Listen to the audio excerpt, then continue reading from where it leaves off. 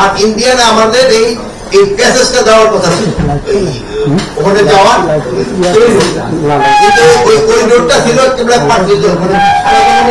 আমাদের, কিন্তু আমরা দিয়ে দিছি, কিন্তু ওরা পার্লামেন্টে ডিভাইড করে দেয় এই জায়গাটা আমাদের এরা করতে নাকি এটা মাঝে মাঝে ই করে।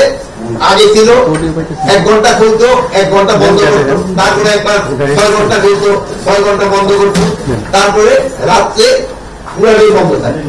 পরে লাস্টে 10 সালে চুক্তি করা হয়, এটা বলা হয় যে পুরাটা আমরা সবসময় 24 ঘন্টা খোলা থাকবে, ইউজ করতে পারবো। কিন্তু এটার পরিবর্তে একটা বিরাট ঝামেলা করছে, ওই যে আমাদের জায়গাটা আছে যে অগ্রপথে এখন জাহাজনামে, ওখানে ওই 0 লাইনের উপরে বলছে যে তারা এই দিতে পারবো। 0 লাইনের থেকে 150 দূরে যে কাঁটাতারে বেড়া দেওয়ার কথা, বাট ওই জায়গার ক্ষেত্রে দিয়ে দিচ্ছে যে 0 লাইনের উপরে তারা কাঁটাতারে মানে ফেস করতে পারবে। এই জন্য এখানে একটা বড় ধরনের সমস্যা হচ্ছে। এখানে ওখানে ফেস করতে গেলে আমরা বাধা দেয়, বাট লিগেলি আমাকে বাধা দেওয়ার ই নাই, যেহেতু আমরা অলরেডি এটাকে আমরা সাইন করছি। এখন এখানে 2 ধরনের সমস্যা, যদি আমরা ওখানে বেশি দিলে তোমরা আবার ওই প্রবেশের ক্ষেত্রে একটা ঝামেলা করে। বর্ডারের অবস্থা ছিল এদের তৈরি মোটামুটি, কিন্তু আমাদের বিজেপির সাথে আমাদের জনগণ খুব শক্ত অবস্থান নেওয়ায় এরা কিন্তু অন্যান্য জায়গায় থেকে কাজ তারা বন্ধ করতে বাধ্য হয়েছে। এই জন্য আমি বিজেপি এবং আমার বাংলাদেশের জনগণকে আমি অনেক অনেক ধন্যবাদ জানাই যে তাদের এই শক্ত অবস্থানের জন্য। প্লাস আমি আপনাদের মাধ্যমে ওই জায়গায় যারা সাংবাদিক আছে তাদেরও ধন্যবাদ জানাই, তারা এই জিনিসটা কিন্তু ভালোভাবে ফুটাই উঠিয়েছে। এইটা আমাদের বিজেপি এবং আমার জনগণ খুব ভালোভাবে এটা করছেন, এবং আমাদের সাংবাদিকরা কিন্তু এতে আমাদের পূর্ণ সহযোগিতা করছে। এটি ছিল আজকে ইসের মেইন আলোচনা। আর অন্যান্য আইন শৃঙ্খলা তারা কি বলছে, তাদের সাথে কি আপনাদের যোগাযোগ হচ্ছে? হ্যাঁ, তাদের সাথে আমাদের ইন্টারনেটে সব যোগাযোগ হচ্ছে। এখানে আমরা এটা ফরেন মিনিস্ট্রি তো জানিয়েছি, হয়তো ফরেন মিনিস্ট্রি তাদের ওই হাই কমিশনারকে ডাকেই আজকে কি কাজ হয়তো ইয়ে করতে পারে যে এটার ব্যাপারে এই মুহূর্তের অবস্থা কি আজকে এখন অবস্থা মোটামুটি কাজ বন্ধ বন্ধ এখন কোন জায়গায় কাজ হচ্ছে এবং কোন জায়গাটা বন্ধ হয়েছে?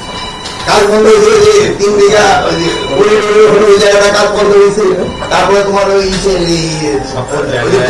যেটা আছে ওটারও কাজ বন্ধ হয়েছে। নগর দিয়ে আছে ওই জায়গারও কাজ বন্ধ, মানে যে কয় জায়গায় কাজ শুরু সবকটা জায়গায় কাজ বন্ধ। এটা যে কয়েকদিন এই যে সরকার নাম একটু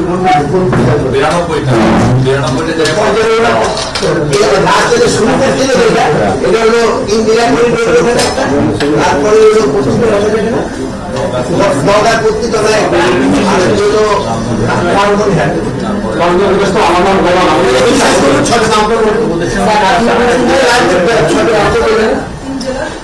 পাঁচটা জায়গায়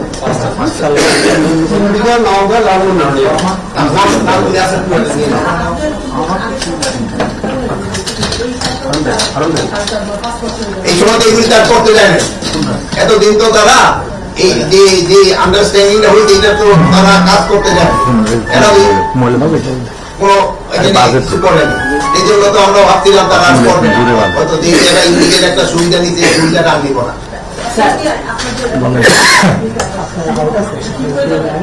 আমাদের যদি একটা ভিজিট আছে নেক্সট মাসে এটা নিয়ে আলোচনা হবে, আলোচনা করে এটা আমরা ফেভারেজ দেব। আমরা এটা ওইটা ই হয় করতে দিবেন না, কারণ এই কাজগুলি আমরা করতে দিব না, এই কাজগুলি করতে দিব না। একটা জিনিস হলো একটু খেয়াল রাখতে হবে, করিডোরের ভিতরে যে অগ্রাম নাগরের মতো পুরো পেটের ভিতরে যাতে দিক দেওয়া আমরা যে আমরা একটু এইরকম একটা ওই জায়গায় আমি একটু এইটা খুব একটা আপনারা কিন্তু আমাদের দেশি সাংবাদিক এগুলো একটু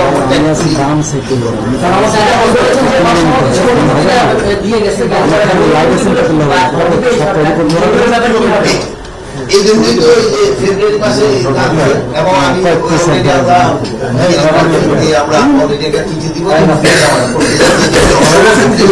ওগুলি যেন বাধ্য সাতক্ষীরা এবং রাজশাহীর যে জায়গা ভাই আপনার লাগবে অবশ্যই অবশ্যই অবশ্যই সমস্যা হবে সমাধান হবে, এই জন্য সমস্যা একটা শব্দ, সমাধান একটা শব্দ, দুই কাজে রাখতে হবে। সাতক্ষীরা কাকডাঙ্গা যে গ্রাম আমাদের, সেই কাকডাঙ্গার মাঝখানে সোনাই নদী, নদীর উপরে তারা নাইট ভিশন ক্যামেরা বসিয়েছে, বৈদ্যুতিক সুরক্ষার যে বেড়া সেটি তারা ব্যবস্থা করেছেন।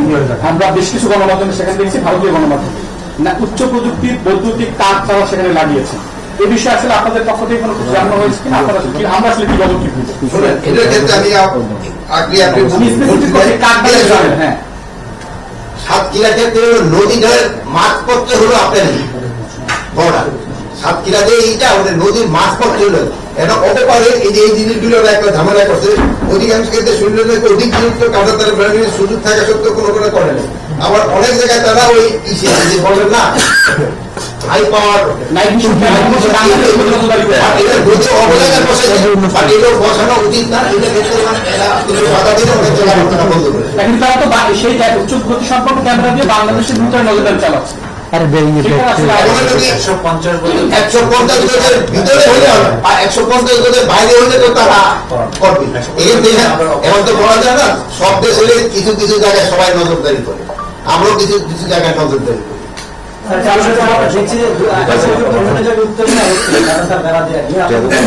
ফেব্রুয়ারিতে মিটিং একটা সমাগম হবে, এর মধ্যে চলে যায়, সেক্ষেত্রে আপনারা সরকারি পর্যায়ে এই জন্য অকারেন্স না ঘটে, এই জন্য তো আজকে ফরেন মিনিস্ট্রিতে বলা হয়েছে, গতকাল ফরেন অ্যাডভাইজার আজকে ডেকে ফরেন সেক্রেটারি অথবা foreign affairs Indian high commissioner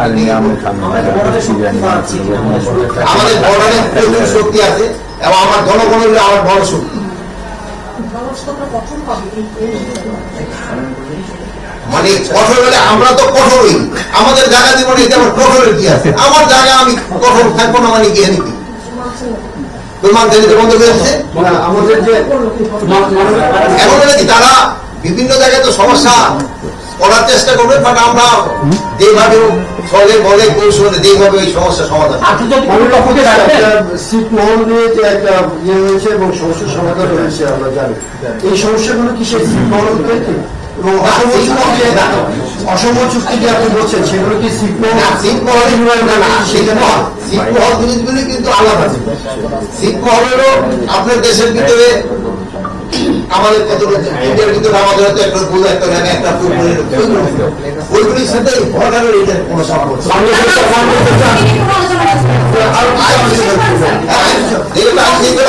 meeting আইন শৃঙ্খলা নিয়ে আলোচনা হবে। আমি তিনটা বক্তব্য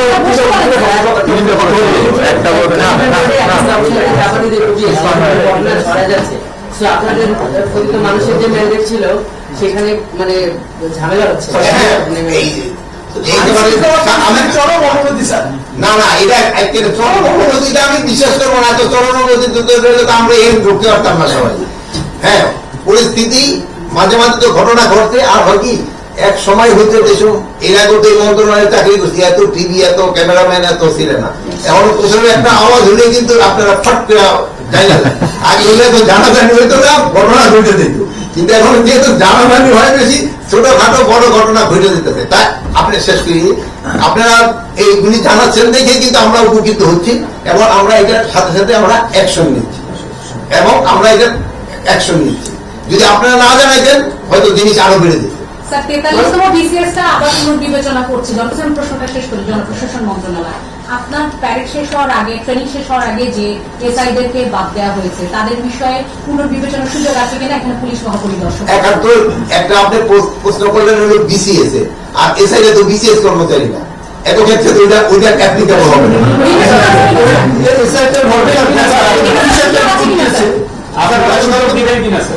আচ্ছা, ভালো থাকেন।